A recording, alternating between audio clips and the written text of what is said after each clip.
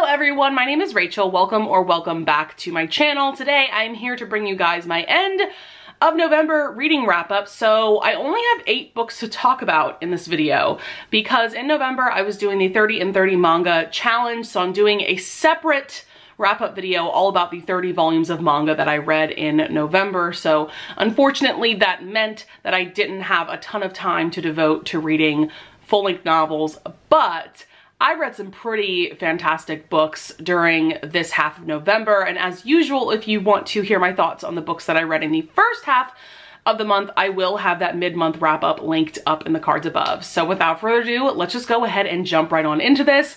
The first book that I want to talk about is Dangerous Duke by Scarlett Scott. This is book 3 in her League of Dukes series, which is a historical romance series. And this was such a fun time for me because I got to buddy read this with Ava. We have decided to buddy read a book from this series every month. So next up is book 4. We're going to be buddy reading that in December, and I'm very, very excited about that. But this is a very interesting series, and this book in particular has a very interesting premise and plot to it. But this centers around a League of Dukes, which is essentially a spy organization for the crown.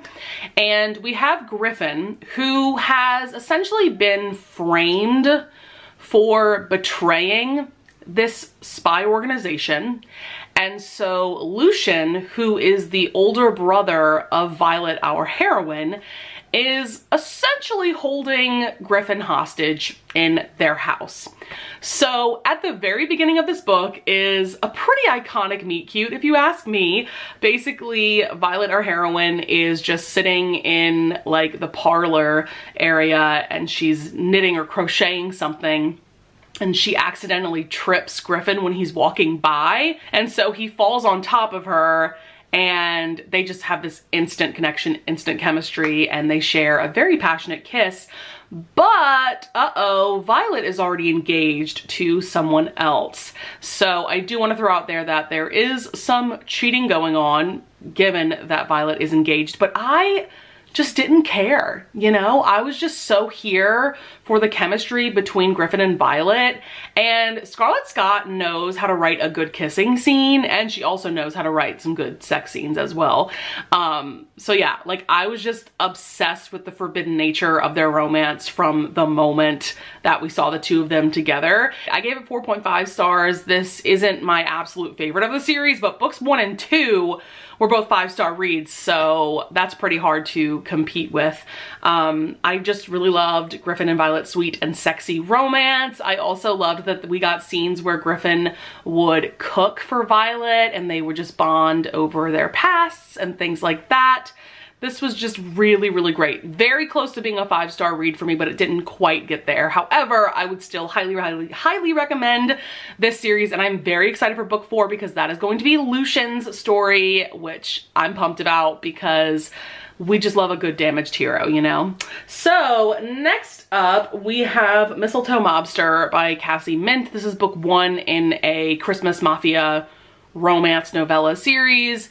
This is about Leah and Nico. This is a pretty iconic meet cute as well, in that Leah is closing up the bookshop that she works at, and Nico pounds on the door of the bookshop because he has a wound that is bleeding and he needs help. He needs to get in touch with his doctor, and so she kind of helps him out with all of that, and they just have this instant connection. Definitely an insta-lovey kind of vibe situation. Cassie Mint does that very well in my opinion, but I unfortunately gave this 3 stars. Unfortunately, this novella was doing a little too much with setting up the couples that the other novellas will center around, so it didn't focus enough on Leah and Nico, the main couple of this story. So that's really unfortunate. I love the covers for this series. I'll probably read the rest of the novellas because I love a good mafia romance from Cassie Mint, and we've got Christmas thrown in. Like, that just sounds amazing. I'm hoping that the novellas will get better and better as the series goes along.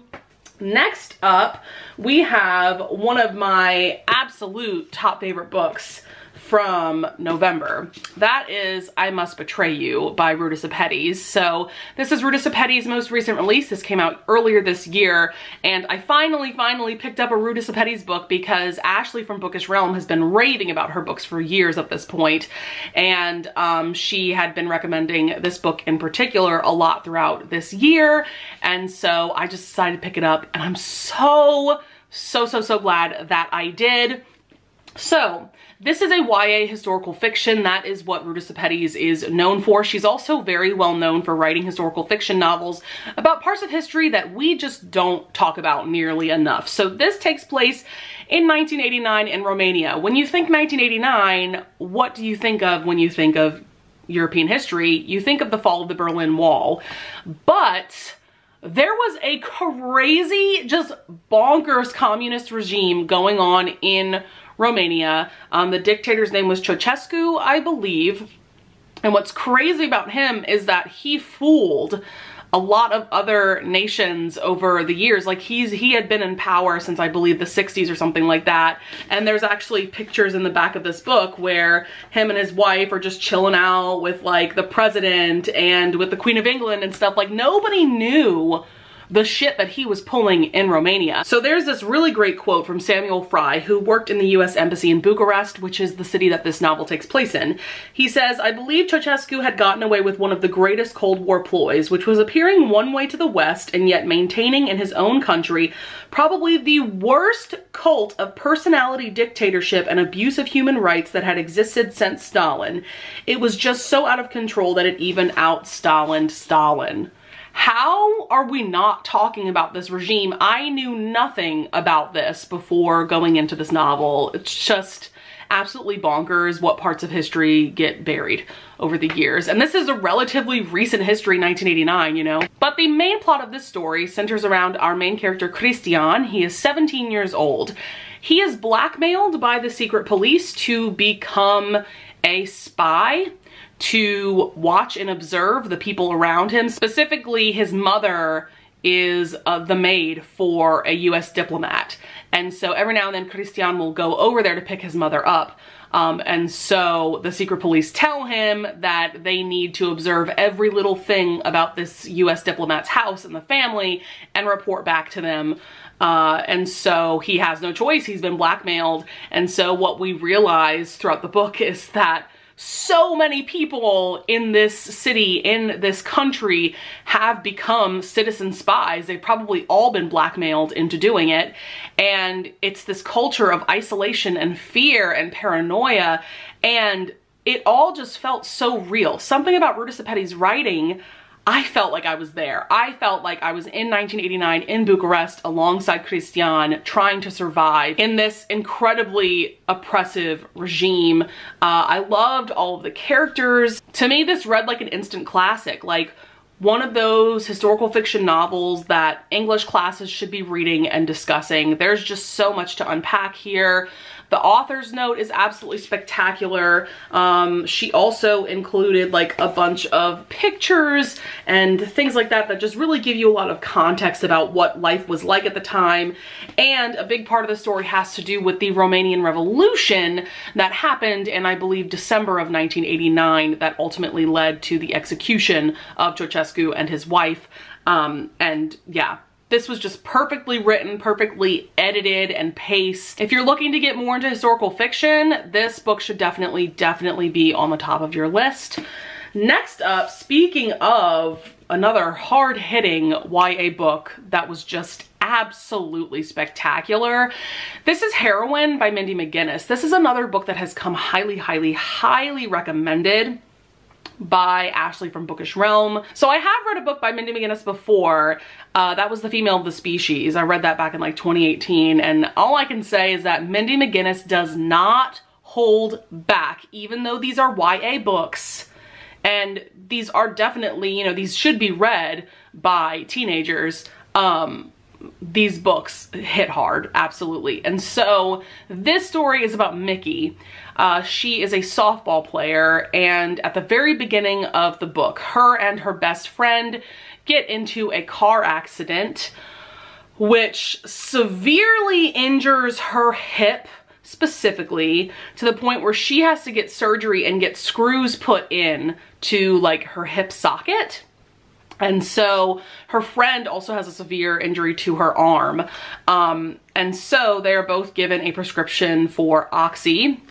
And we see that Mickey quickly becomes dependent and addicted to Oxy. And so eventually her prescription runs out and we see that she has to find other ways to get her fixed because the pain is just so bad. And, you know, Oxy just makes her feel so good. And this book, like, you're gonna see she hits true rock bottom, like absolute rock bottom. And so the reason why it's called Heroine is she goes from using Oxy to using heroin because heroin is cheaper to buy than Oxy pills. And oh my God, this book was so haunting, so real, and just raw. And like I said, Mindy McGinnis goes there, but she needs to go there with a topic like opioid addiction. And it's also really interesting because some people, it seems, can very easily become addicted to something like Oxy, whereas other people, like her friend, doesn't really affect. Like, she takes her prescription and then she's totally fine to go off of it.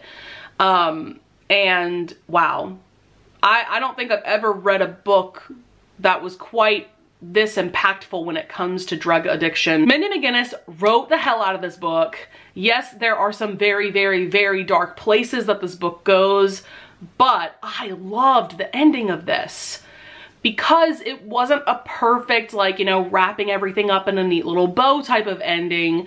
We do see Mickey start to heal, but there are consequences to things that happened in this book. I could just rave and rave about this. I, of course, gave this 5 stars. We have Tokyo Dreaming by Emiko Jean. So this is another YA contemporary, but after finishing Heroine, I needed something a lot lighter because that reading experience was just so visceral to me. So I just needed something to kind of bring me out of that. And so this is book 2 in the Tokyo Ever After series. I believe this is the final part, so it is a duet, a duology, but this is essentially The Princess Diaries meets Japan. And so in this book, we are seeing Izumi, our main character, come into her own as the crown princess of Japan. And there's also this really cute second chance romance happening between her parents, the crown prince, and then her mom who raised her back in the States. There's also a love triangle in this, which, like, we didn't need that in this book, but I'm also not mad. You know, it felt very tropey, but it was all good, you know? And I just had a fun time with this. I loved the vibe of this little duet.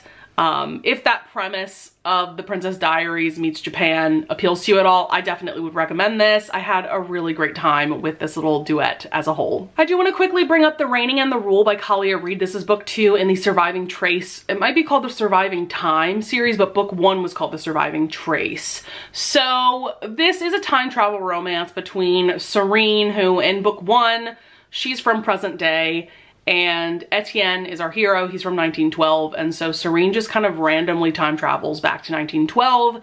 And so in book 1, it's their romance. And now in book 2, there's even more time travel shenanigans. This book definitely becomes a time travel soap opera.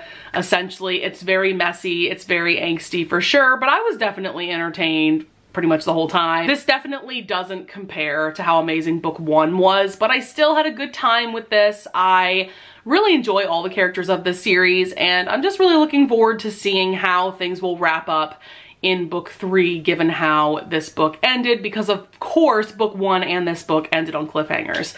So my last 2 books are a couple more 5-star reads. You know, even though I didn't read that many books or, you know, full-length novels in November or in this part of November, most of what I read were pretty amazing 5-star reads. So next up, I want to bring up Moonstruck by Onley James. This is book 3 in her Necessary Evil series. I've talked about this series quite a lot throughout the year since I read it. I think back in June was when I read book 1, which is called Unhinged.